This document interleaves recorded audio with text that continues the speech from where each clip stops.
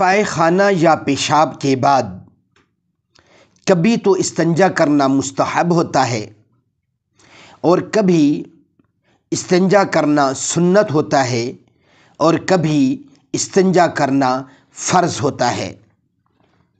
تو اب الگ الگ جانتے ہیں کہ پائے خانہ یا پیشاب کے بعد استنجا کرنا سنت کب ہوتا ہے، مستحب کب ہوتا ہے اور فرض کب ہوتا ہے۔ ذرا توجہ کیجیے،